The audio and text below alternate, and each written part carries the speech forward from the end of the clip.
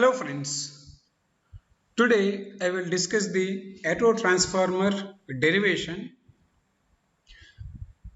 Here, before I discuss the derivation, I will consider first what is the necessity of the autotransformer, what is the definition of the autotransformer, what are its applications, then we go to the autotransformer output in terms of power delivered by conduction and by induction.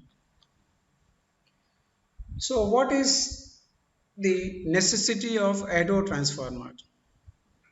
We know two winding transformer where we require a large iron core or magnetic core to accommodate the two windings, and we need a special insulating material to separate the two windings. So as a result, the cost of the two winding transformer is more and the leakage flux is also more. So to avoid the leakage flux, to reduce the cost of the core,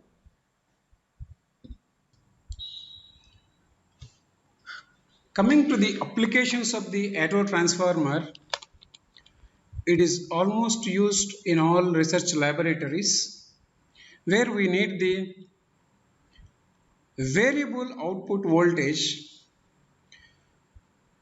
and it is a single winding transformer,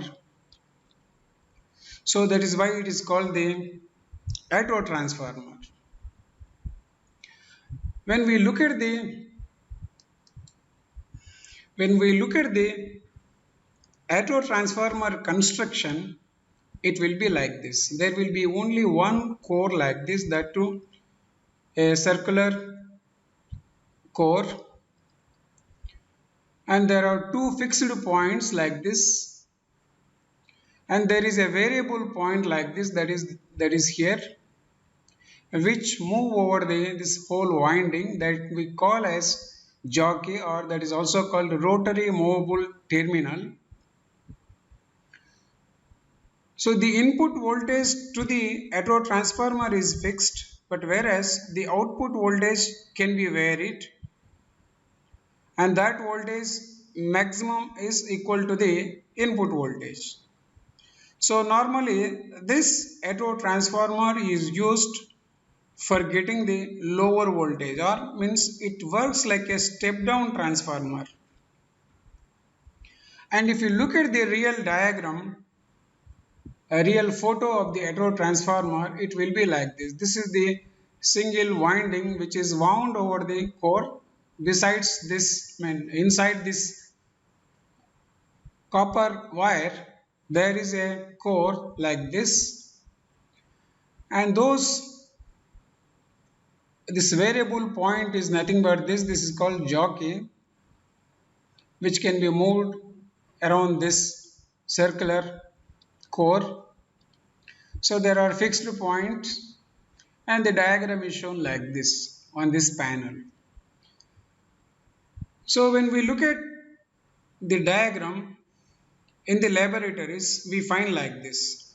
So that jockey is brought like this and connected to a dial like this, and this is the jockey point. So if you put it at 0 means it shows the output voltage 0, and if it moves like this means the output voltage goes on increases. So some auto transformers will also have the digital display like this. So whatever voltage is set with the help of the jockey, that will be shown on this display. Now let me take the equivalent circuit of the auto transformer like this. This is a single winding like this from here to here, and there is a tapping at point C. Between B and C, load is connected like this. Between A and B, input voltage is connected, and this current flowing here is called I1. The winding AB is called the primary winding. The winding BC is called the secondary winding of the auto transformer. The input voltage or primary voltage we represent with V1, whereas the load voltage or the secondary voltage we represent with I2, V2, like this. And the primary current or input current from the supply we call as I1, whereas the load current we represent with I2, like this. And the current flowing through the BC coil, which is called the secondary coil, we obtain as I2 minus I1 upwards, like this. When we apply the KCL here, we get like this. Again, this I1 will flow like this. And we define here the turns ratio as K is equal to N2 by N1, which is also equal to V2 by V1, which is also equal to I1 by I2.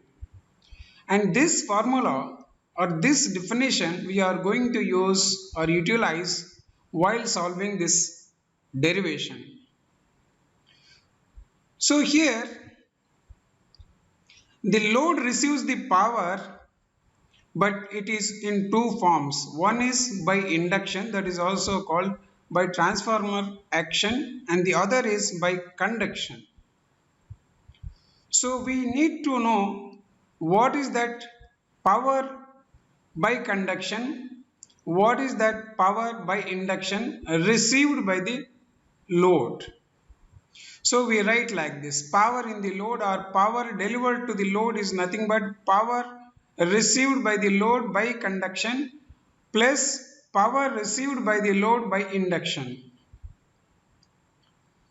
So from this equation we can write power received by the load by conduction is equal to power received by the load, that is total power received by the load, minus power by induction.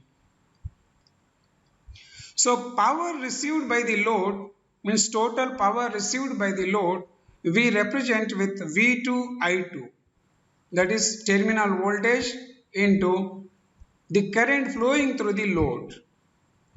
Then power in the BC, that is secondary winding, by induction we can represent like this: V2, voltage across BC winding is V2, and the current flowing through this is I2 minus I1. So V2 into I2 minus I1. Take I2 outside, so then we get V2 I2 into 1 minus I1 by I2, and we already defined what is I1 by I2, that is nothing but turns ratio. So we represent or we replace this I1 by I2 with K like this. So that is V2 I2 into 1 minus K. Then we know what is the total power received by the load and what is the power delivered by the auto transformer by induction. So what is not known is what is the power delivered to the load by conduction. So we use this formula, that is power in the load, that is total power in the load, which is represented by V2 I2, minus power received by the load by induction, which is calculated just now, that is V2 I2 into 1 minus K. If we simplify this, we get K into V2 I2. What is this K into V2 I2? So it is nothing but auto transformer rating, KVA rating or VA rating. So K into power in the load is nothing but power by conduction. So if you want to increase the power by conduction, so the K has to increase. So that also can be written as K into output. Suppose you are asked to find what is the power received by the load in the form of induction, then we have to write V2 I2 into 1 minus K. If this K is low, then the power received by the load by induction is maximum. If you look at the equation, power by conduction is nothing but K into VA rating of the auto transformer.